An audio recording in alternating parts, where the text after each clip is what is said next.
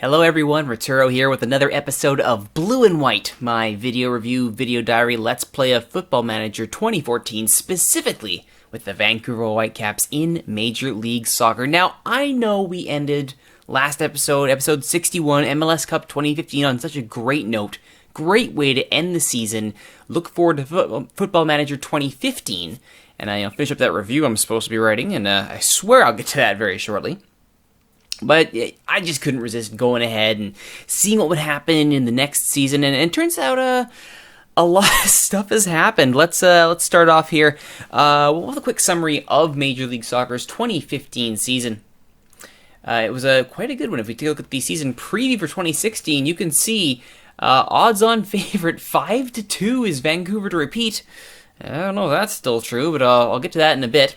First of all, MVP went to Matias Mirabaye with a 7.14 average, Clint Dempsey following him in second, and Golden Boot winner Jerry Bankston ending up in third, despite having the better overall rating throughout the competition.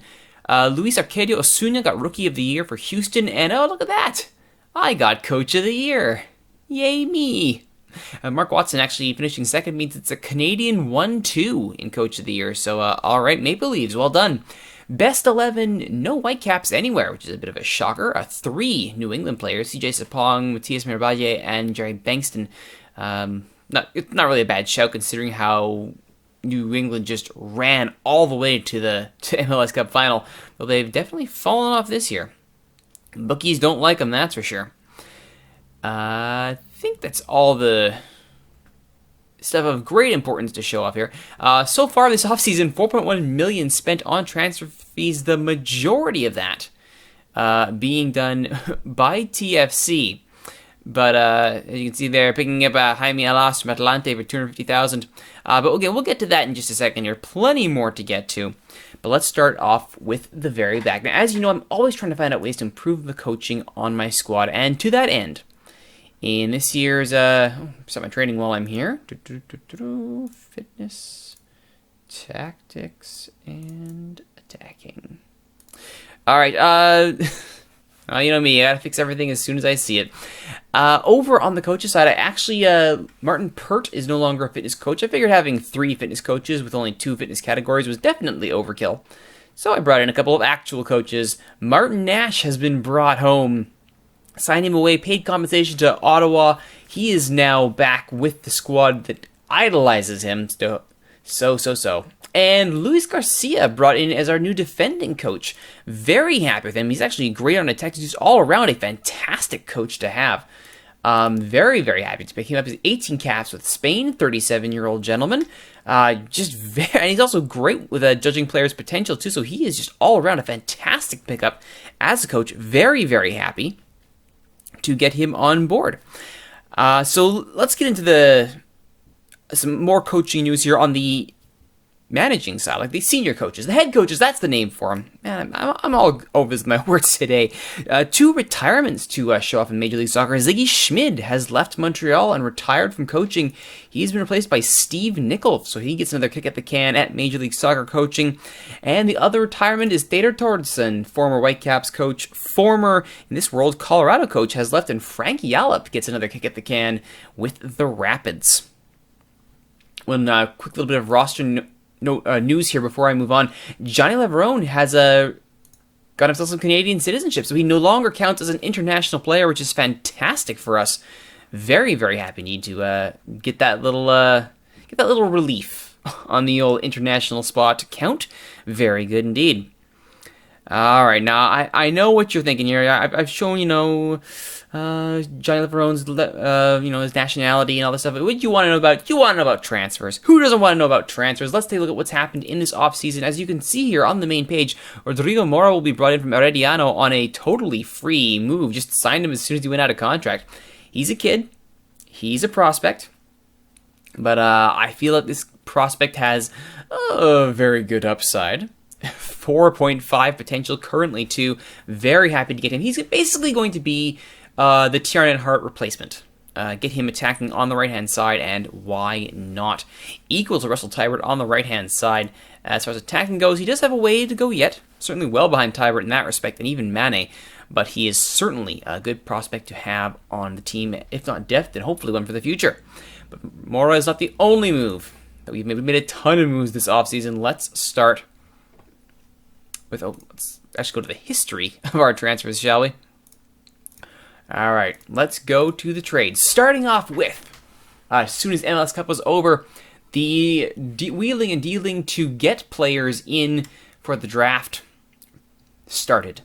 We sent Sam Adekugbe to Sporting Kansas City for the first round pick, actually, the 7th pick overall, and $150,000 allocation, which is not a bad return on Adekugbe, considering his upside, his ceiling got severely limited near the end of his career. FC Dallas actually had to give up a couple of supplemental draft picks and some allocation money to get Adrian Russell Rayner back onto my team. I lost that game of contract chicken. Only Bryce Alderson actually survived the game of contract chicken, and I had to go and reclaim a lot of my players, but we'll get to that. Anyway, Russell Rayner is back with us and has been re-signed, thank goodness. This was a bit of an exploit. Houston tried to trade up in this year's draft by offering next year's first-round picks. I did a straight-up first-round swap plus $300,000, and Houston took it, so I fleeced Houston pretty hard there. A little bit of an AI quirk that I exploited. And if I do exceptionally well and Houston tanks, then so much better for me. And lastly, just before the draft, I sent Carlos Curry over to DC United for goalkeeping prospect Richie LeBlanc and a second-round pick in the Super Draft. Now, he's currently injured as LeBlanc, but he's projected to be a 3.5. Decent enough depth, and he's on a reserve contract. I'm kind of a little bit unsure about this move, if I'm being honest. I'm not sure that giving up Curry was the right thing to do, but it got me a draft pick, and it got me another goalkeeper who's cheap. So I think I'll live with it. Those are just the trades, though. Let's go to all the transfers we had to deal with. First off, the game of contract chicken. Felbab, Gantar, Hart, Angelo Carmelo Fletcher, Kevin Lynch, Mackenzie Priedem, Michael Kafari, Jason Frey, all gone off in freeze. Adrian Russell Rayner picked up by Dallas, Chad Bisagno picked up by Portland, Nick Noble picked up by Houston, and Ivana Estrella picked up by New York. So 2 key losses there, losing Russell Rayner and Estrella. But still, if those are the only 2 that I'm losing to contract chicken, that's not horrible, really. I did, however, make sure to bring back Dominic Gantar right away, bringing him back on a free transfer. He is now properly compensated for his services, 2.3 per week. Very good indeed, and he will be our starting keeper this year. Other moves here, I picked up John Sturzer and Shane O'Neill and Adrian Garcia, actually, on the waiver drafts. Very good pickups, actually. Adrian Garcia we know him from his time with the national team. He is a fantastic prospect, currently on loan with Charleston. Shane O'Neill, I'm shocked that he was let go. He's on a dirt cheap contract, and he's effective and great potential. So yeah, he's on the team. John Sturzer was a bit of a flyer. I figure there's no harm in drafting him, and certainly he's not going to stick around. In fact, he has not. We have passed the contract date, the guaranteed contract date, roster submission date. He is gone. He did not stick around. Oh, well.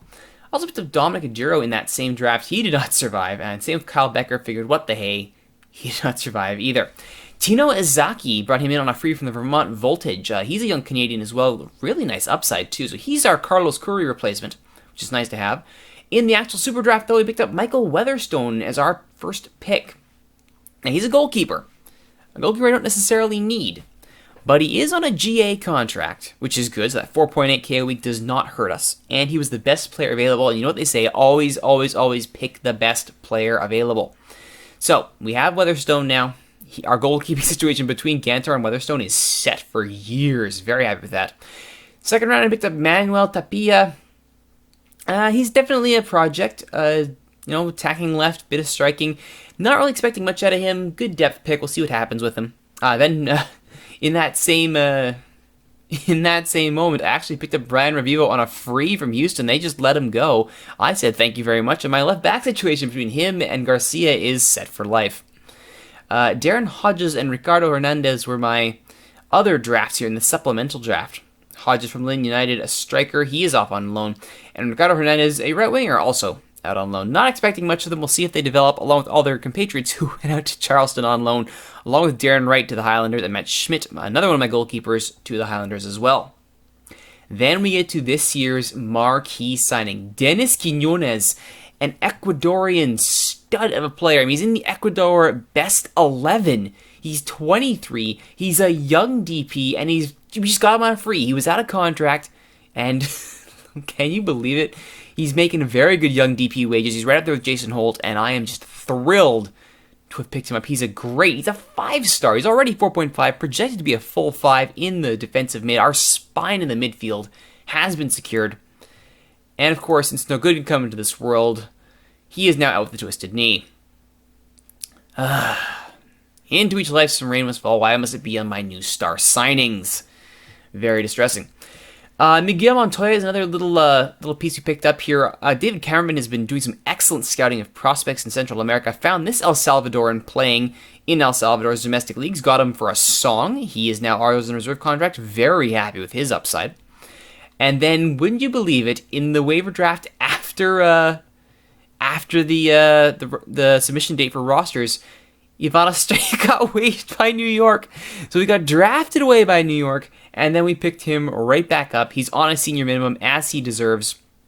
Very happy to get Ivana Estrella back on the team. Also picked up Roberto Nani from Chivas as a striker depth. He's a 34-year-old at 2-star. He's no Nuno Gomez, that much is for sure. So we'll see. We'll see if he is useful, though you never know, he might be. As we go over to the out column over here, we have Milan Borjan, Gershon Kofi, and Kleber all leaving, but you knew that they were leaving on freeze. The dump trucks of money were driven up to them, and they are gone. What you may not have known is that Kyle Porter, $450,000 for Kyle Porter? Yes, please. $325,000 for Ian Hume? Yes, please. $3 million for Nicolas Mosqueda? Yes, please. Who knew that winning a cup would do wonders for your finances? Some great profits made on all those players. Happy to send them on to people who can actually afford to pay their contracts. Of course, the usual loans are all well and good, but then, oh my goodness, what do we have here? Darren Maddox for $5.5 million. Now, it is only $5 million plus incentives that could make it go as high as 5.5, but can you believe this? Maddox to Sparta Prague for $5 million is insane! Now, you may be saying, wait a minute, Rituro, you just sold your top striker. Yeah, he's making $20,000 at Sparta Prague, but you just sold your top striker. True. However, I could not afford to match what Sparta Prague was wanting to pay him, and it's a contract year for Maddox. So rather than see him go on a free, like Borjan, Kofi, and Porter did, I sent him away now, banked the money, thank you very much, and now we can focus on getting a new striker. Now, on that front, do we have the cap space to do that? No, that's a little bit dicier. Currently sitting on just a shade under 50,000. This does not include, I believe, the injured players that we have. I stand to be correct on that point. I think Quinones is included. But regardless, we do have both a senior spot and a reserve spot free. So we can bring in one of each over the course of the season, and we have roughly 9,000 to do it with. So I can pay a very decent young DP wage, on the lower end of young DPs, or I can get a standard senior contract, hopefully up front as a striker. So not too bad, all things considered. Not too bad at all. All right, on to the international frontier, the groups for the Canadian U23s, as I learned how to pronounce their name properly. The Canadian U23s have been drawn with Honduras, Jamaica, and Mexico in Olympic game qualifying. Now, I know I said I wanted to coach the U23s. That was my stated goal for this save file, was to get in, well, aside from winning MLS Cup with the Whitecaps, which mission accomplished, was to coach Canada's U23s. Oh boy, getting to the Olympics is going to be just an absolute dogfight. No way around that. That's an insanely tough group to try and get out of. All of these teams are all worthy entrants from CONCACAF to go to the Olympic Games. Only 2 can go out of this group. Whew, not going to be fun for the U23s, but we shall persevere, because that's what we do. All right, speaking of persevering, today's featured match is our first step in reclaiming the Cascadia Cup against the Seattle Sounders. We've had actually a pretty good preseason leading up to this match here. Went away to Zelaju in Guatemala, lost 1-0. Went to the Cauldron at Sporting Park, won 2-0. Had our annual friendly against Charleston Battery, lost that one 2-1, bit of an embarrassment there. But then we came home and actually beat Sparta Prague, the team that would go on to be Darren Maddox's new home. 1-0, very happy with that. And then we had our usual residency beat-ups, because why not? But then there was this little dealie, a 4-1 Champions League first leg stomping of Colorado. Now, they did get their away goal, but we do have a 3-goal advantage, so I'm not too worried as we go to the second leg later in the month. Let's take a look at how these goals shook out. Great performance, especially from the back line here. Solid in shutting down Colorado attackers. First goal here is in the 45th minute, just before the halftime break. Some back and forth is eventually intercepted by Russell Tyrod, who finds Darren Maddox, who feeds it to Jason Holt, takes a touch, thank you very much, past Barrett for his first goal of the afternoon. Now, you might be forgiven for thinking, well, that was a pretty good way to get into the halftime break. How about a little more? Why, yes, a little more sounds great. No sooner have the Rapids kicked off. No sooner have they done this than Holt strikes again. Barrett, from the goal kick, looks upfield, only gets as far as Jonathan Torres, who beats his namesake Gabriel Torres in the headed duel. Chris Schuler, former Whitecap, former RSL man, gets the ball forward to Nick LeBroca, who gives away to Torres. Alderson, great splitting ball for Russell Tybert. Deflects once, deflects twice, falls to Jason Holt, and Holt has it in the back of the net. His second goal before halftime. Great job by Jason Holt. If that didn't demoralize Colorado, what happened next probably capped it off. In the 76th minute now, Torres, in his excellent role here as a stud center defender, finds Maddox, finds Mane. Mane back to Izaki. Izaki on his debut with the club scores. So not only is he debuting, not only is he in Champions League, but he's scoring. Great job from the young Canadian. Now, Colorado would get their away goal, which you always want to try and get at least one of those in a two-legged fixture, but it was from the least likely of sources. Dominic Gantar has the ball. He's got time. It's the 90th minute, just about. And instead of lofting it over everyone's head, he gives it right away to Jennings, who puts it in the back of the net. A horrible, just an embarrassingly horrible giveaway by Gantar. I mean, that was a pull your hair out kind of moment. Thankfully, our three-goal advantage would be restored, thanks to Lopez feeding Maddox and finding the back of the net just like that. That's how you restore your advantage. And Colorado are in deep doo-doo. We'll see what happens when we go back to Dick's Sporting Goods Park for the return leg, though I'm thinking we got this one in the bag. What I'm not so sure about is going up against Seattle to kick off the season, but let's do that right now. Ladies and gentlemen, the beginning of the 2016 Major League Soccer season is going to look a little bit something like this. A Cascadia tilt. We have Caleb Clark filling in up top. Holt in the middle, Cisneros on the left, Tybert on the right, Alderson and Montoya. Miguel Montoya, he is in pretty good fitness, actually, having been active in his domestic league before coming to us. Gave him a bit of a rest, so he was fresh and ready to go. And now we should be ready to get up and running. Garcia, Leveron, Torres, and Beitashour are the backline. Gantar in net. Pretty solid reserves, too. Lewis, Revivo, O'Neill, Farabukit, Kakuta Mane, and Ivan Estrella. That's a nice bench to go to. Oh, squad number needs to be given. Leveron's unhappy. I'm concerned with the club.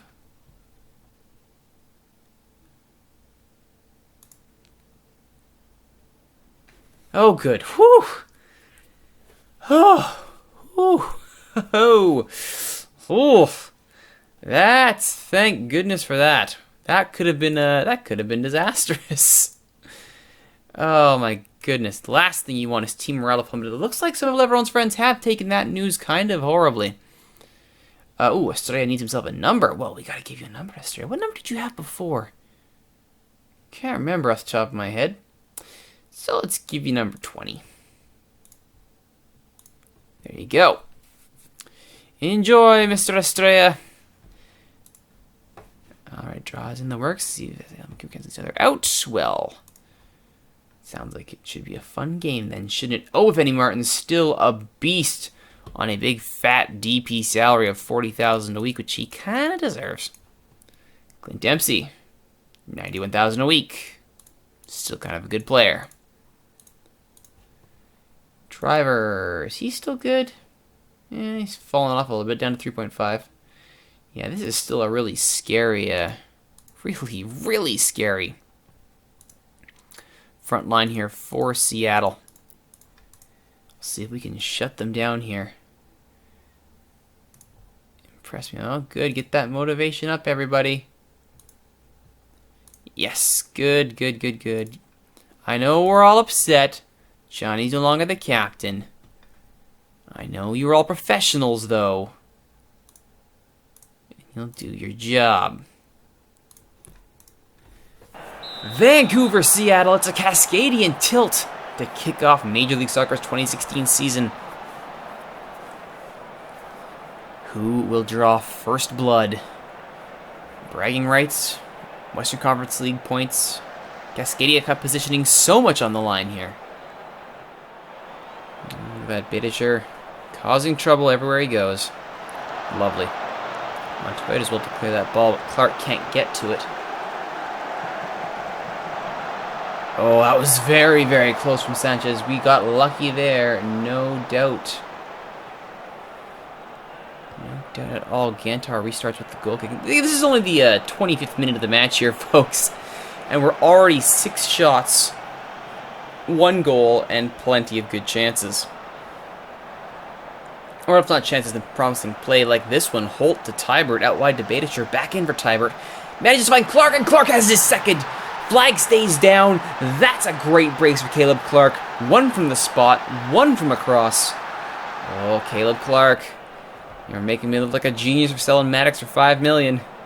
And honestly, I'm pretty sure I am a genius for selling Maddox for $5 million plus future benefits. Ooh, that's not good. I can't have you being slightly injured. Thankfully, I have Brian Revivo to come in and help. Tybert's corner. Head off the side of the bar by Leverone. Nothing doing there. Hopefully it's something serious with Garcia.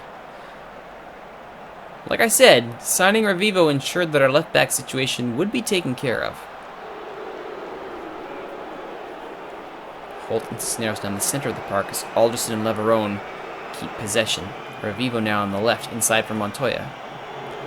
Miguel Montoya, the youngster, to Holt. Montoya hasn't looked out of place at all in this midfield. Revivo. Montoya, Holt. Working the left side now, still Revivo. Holt trying to set him up. Revivo can't get past his markers there, closing him down nicely. Holt and Revivo try again, this time looking for Cisneros, to Clark, to Tybert. Great save by Pickens. Fantastic dive out to block Tybert. Takes the corner now, but that's headed away by Eric Alexander. Holt will chase, but gives the ball up. Valdez can only knock it out for a throw, though. Pickens get things going again, only as far as Alderson. Tybert chases it down, crosses, looking for Clark, can't find him. Holt! Cisneros! Lots of good follow-up there, but Pickens up to the task. Shots are 12-1 now in favor of Vancouver. Ooh, somebody. Andrew Driver is off injured, so injuries at 1 apiece. Revivo to Leverone. Still no whistle here. We are past the 2 minutes stoppage time. I'm guessing this is for the injury to Driver. Oh, there's a free kick. Is Alexander going to get himself a card for that? He is. Oh, the ref likes us. Gotta say, that's always a good thing when the ref likes you. Tybert's corner. Headed into the back of the net by Torres. Well, that was a gift and a half. We are 5 minutes past what should have been the end of the first half. It's 3-0 Vancouver. Dubious yellow card foul. Tybert makes no mistake, floating that cross onto the head of Torres. And it's Vancouver. 3 goals to the good. That is phenomenal work, everybody. Alrighty then. Let's keep going. And the question at this point now becomes, what do I do to manage the game here? Who do I bring on to maybe get some fitness? Because this is the most fit squad I could play. Not that it's a bad squad, but I do have options on the bench who would benefit from getting some first team minutes in a Cascadia derby for sure. And this is in Seattle, I'd like to point out. That's a lot of rave green in the stands, and it is 3-0 Vancouver. And it rains 3-0 as that shot by Alano goes well wide.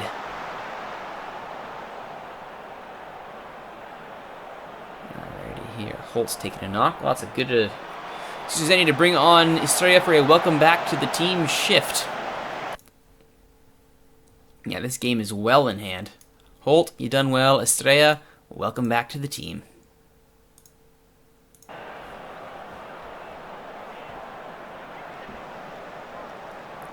One sub left. We'll wait on this one.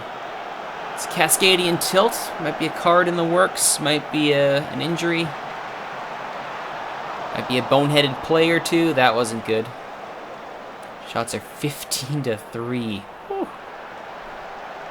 And yellow card for Chris Castro.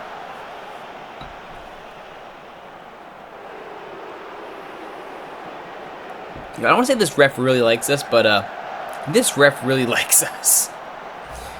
You know, Seattle trying a counter here. They've got the numbers to do it. Burns looks upfield for Obafemi Martins, but Torres is there to head it away. Can't find Estrella, though, as Carlos Valdez steps up. Elano now for Sanchez. Sanchez crosses in, and that header is off the bar and in from Tom Burns. There's a goal Seattle needed. They have some pride at least now. They will not suffer the ignominy of a clean sheet at home in a derby match to open the season. Now this is a bit of shoddy marking here as Revivo and who was there? That was Revivo, was it not? I would think so. Perhaps Leverone was guilty on not marking properly there, and a yellow card for the aforementioned Revivo. Now Torres as well to get his head to that ball. Actually, you know what? This Burns kid, he is he's a little big for his britches here. Just a little big for his britches. I do not, as the phrase goes, approve. And the cross to Obafemi Martins is actually in. Oh, Gantar, you should have had that one. Oba makes it 3-2. And now suddenly this is a very, very tight game. Will Seattle actually storm back in this one? They've really turned on the Jets here.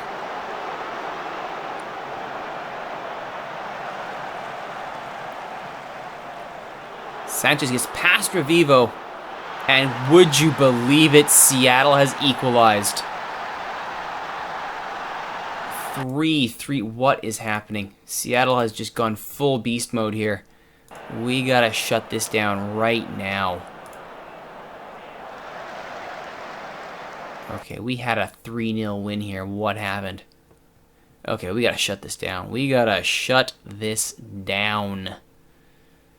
Montoya.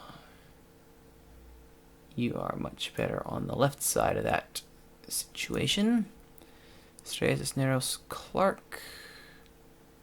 Mane, Revivo, Torres. Yeah, Revivo, not a good day at the office for you, sir.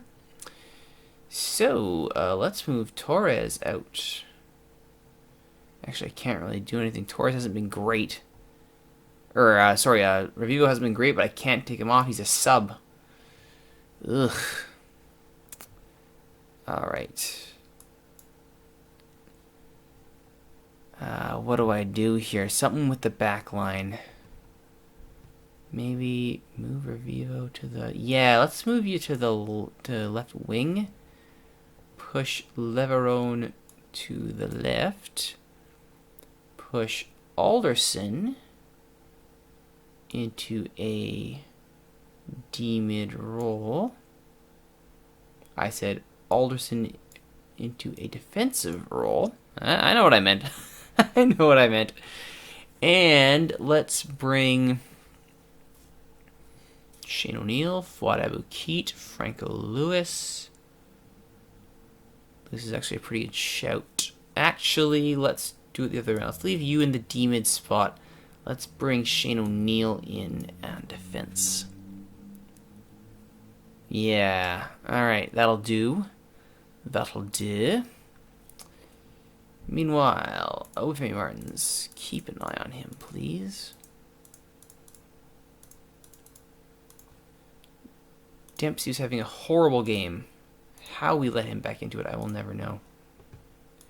This kid Burns is really starting to chafe my buns here. Not good, kids. Not good.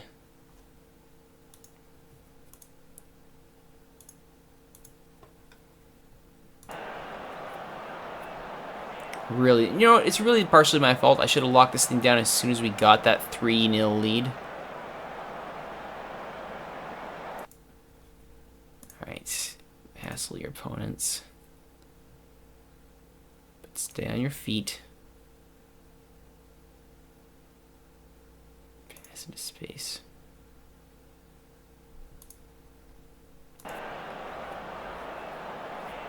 Stray is brought down by Woodford.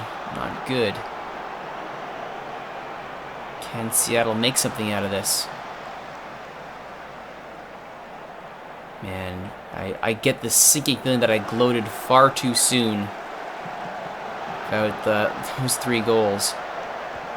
And Martin's shot goes high and wide, thank goodness. Well, the first half was all Vancouver, the second half all Seattle. And in the end, it remains a 3-3 draw. Well, unlucky, though I have my concerns about the back line here. Where are you, Revivo? That was not good at all. Clark, however, did pretty good. I think we'll leave it at that. So, an interesting start to the 2016 season. We got a draw, which is nice. Scored some goals, which is nice. Conceded 3 goals. That's not so good. Let what should have been a famous victory slip between our fingers, which hopefully we can correct next time on Blue and White. I keep saying next time. Really, I should let it go and just call it a series. But you know what? We're going to keep going until 2015 starts, so there will be a next time on Blue and White, and we will continue with Major League Soccer's 2016 season and the knockout stages of CONCACAF Champions League. My name is Rituro. Thank you all for watching, everyone. If you like what you've seen, please be sure to subscribe to me on Twitch, twitch.tv/Rituro, on YouTube, youtube.ca/SteelSwords, and of course, you can follow me on Twitter at @ThatRituroGuy. Leave me a comment, leave a like. I do read all the comments that you all post to my YouTube page. Thank you all so much for those of you who do it, who do leave comments, that is. Thank you also to the latest comment leaver, if that's a commenter. Yeah, commenter is probably a better name for it. TZ Sleazer. Excellent name. He said, or she said, I just finished watching this entire series from the beginning. This has to be one of the best of Football Manager I have ever watched. Oh, well, thank you. Your energy and passion shown through the series is contagious and is awesome to see. Keep it going. Well, good news, TZ Sleazer. I'll be keeping it going for at least one more episode, and that'll be next time on Blue and White. Once again, my name is Rituro. Thank you all for watching. See you next time.